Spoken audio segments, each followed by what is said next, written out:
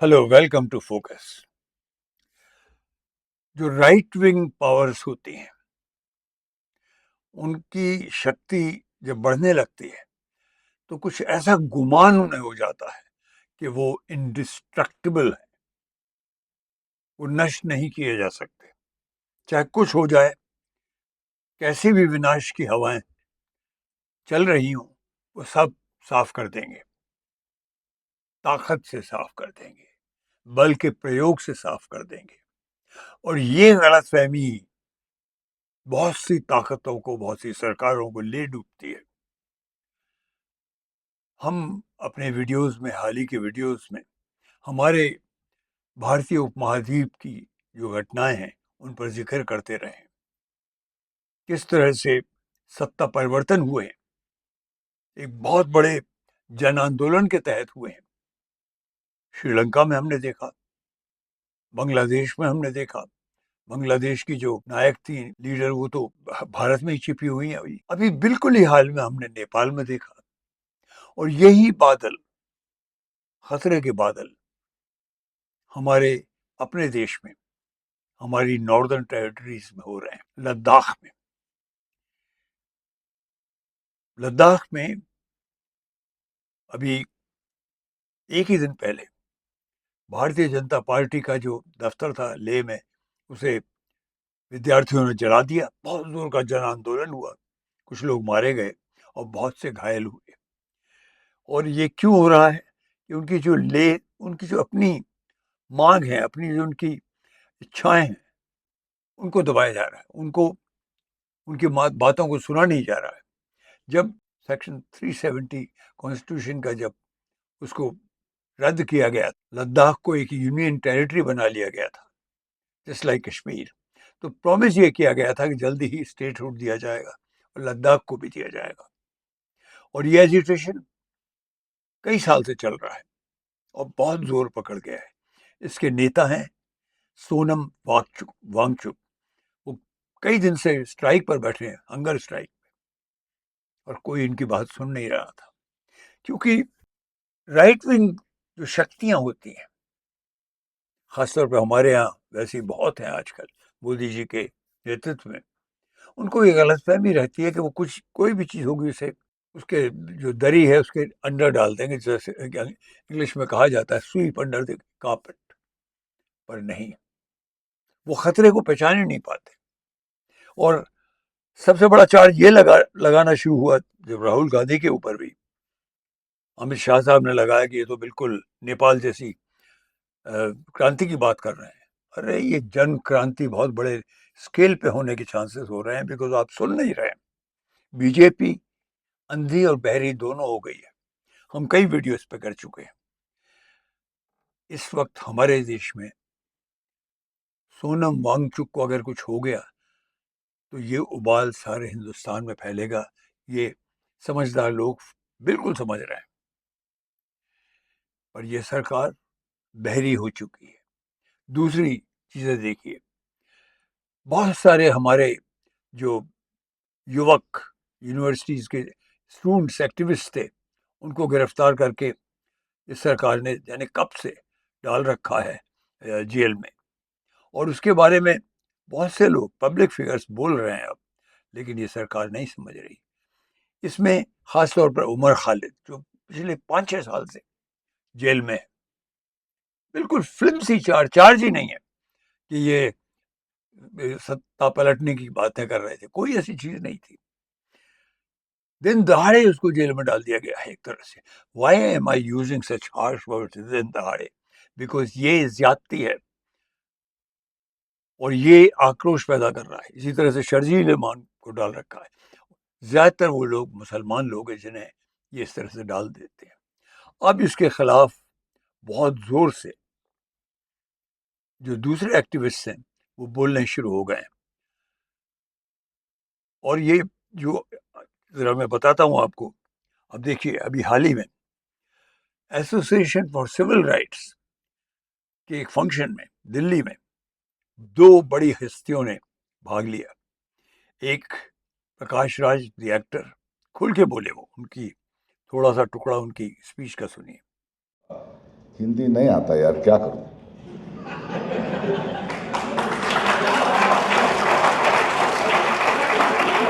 दिल का बात बोल रहा हूं, समझ लेंगे आप.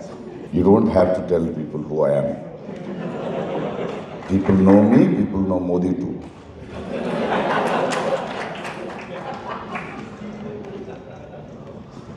सुना मैंने. I heard everybody speaking. The lawyers, the judges, the officers. सबको सब पता है. Everybody knows what it is. Everybody knows why they are in jail. Because this government fears them, डरते हैं इनसे. They are in jail because they are our future leaders.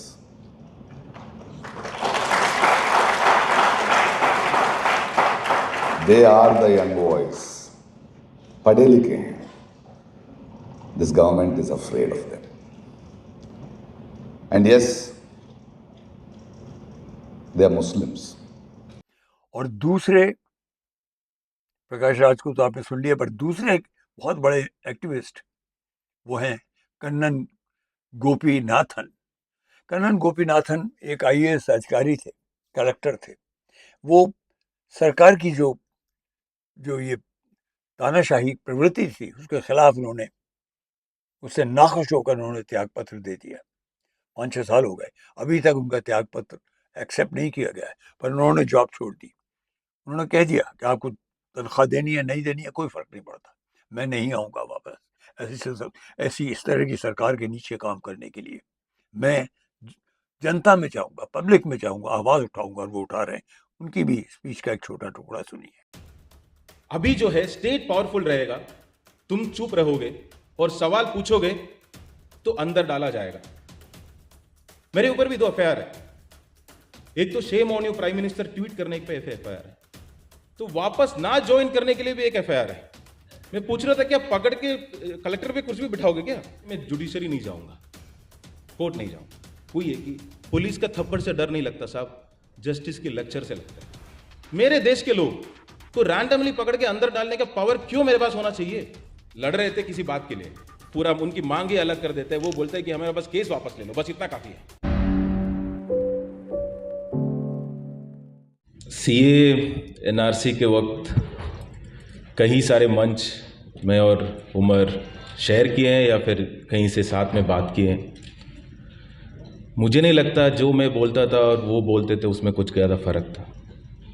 जो भी बात रखते थे हम एक ही सिमिलर बातें रखते थे. पर एक प्रिविलेज है मेजॉरिटी होने का, है ना. तो वो प्रिविलेज के साथ एक रेस्पॉन्सिबिलिटी भी आता है, साथ खड़े रहने का. छोटा सा टुकड़ा लद्दाख में जो एक्टिविटी है लेह में, वो भी देख लीजिए.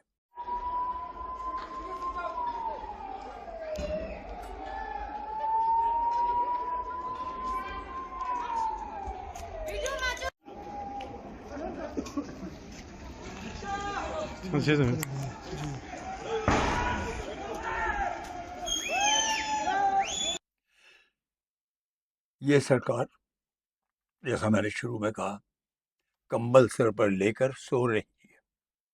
इसको सिर्फ एक ही चीज से इंटरेस्ट है. Mister Modi and Mister Shah are interested in only one single thing, to win the election somehow. धोखे से जीतो, लोगों को खरीद के जीतो, किसी भी तरह से करो, सरकारें पलटो. वहां भी इसकी कलाई खुलनी शुरू हो गई है, जो कि वोट चोरी के अभियान में राहुल गांधी ने खोली है. आई सिंसियरली बिलीव कि हमारे देश में खतरे के बादल मंडरा रहे हैं.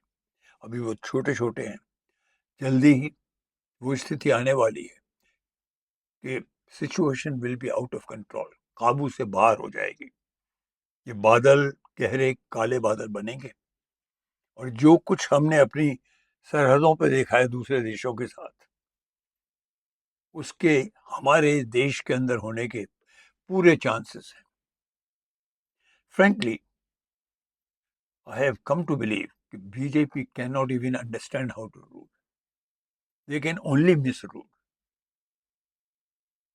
ये बात अब घर घर पहुंचानी बड़ी आवश्यक हो गई है, क्योंकि देश के लिए खतरा बुरी तरह से मंडरा रहा है। आई एम वेरी सॉरी, मैं बार बार अपने वीडियो से ध्यान केंद्रित करने की कोशिश करता हूँ, फोकस करने की, कि हो क्या रहा है। This is a very dangerous situation for our country. We have to wake up, we have to shake our MPs, we have to shake our chief ministers like you know अपने बिहार के chief minister साहब और आंध्रा के chief minister साहब, जिन्होंने इस बेशर्मी के साथ इस नाजायज सरकार को पावर में रखा हुआ है। मैं नाम भी नहीं लेना चाहता, ये कमजोर, ये बिके हुए चीफ मिनिस्टर्स के। आज इस क्षोभ के साथ ही इस एपिसोड को समाप्त करता हूं। सवाल उठता है, क्या होता है मेरे वीडियो से? कुछ ना होता हो, एक आवाज तो उठती है, मैं वो आवाज उठा रहा हूं।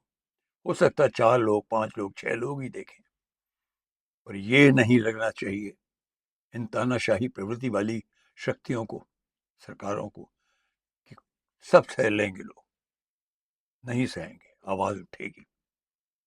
इनको आवाज से डर लगता है, पर ये आवाजें बढ़ेंगी, एक कोरस के तौर पर बढ़ेंगी, और बड़ी बड़ी शक्तियां उठाकर फेंक दी हैं जब जनता उठती है। एक बार फिर से याद दिला रहा हूं, नेपाल में हुआ, श्रीलंका में हुआ, बांग्लादेश में हुआ, हमारे ही अपने ही देश के अंदर लद्दाख में हो रहा है। सारे जितने भी ये एक्टिविटीज हैं जो हो रही है, विद्रोह हो रहा है, वो सारा स्टूडेंट्स कर रहे हैं। जनरल, जिसे कहते हैं जनरेशन जी, ये कर रही, जेन जी, ये जेन जी आंदोलन है, और ये उठेगा तो बढ़ता ही जाएगा और बढ़ता जा रहा है। Please wake up, we should all wake up, please share our videos, please comment on our videos, we need that support, at least that support. Thank you so much.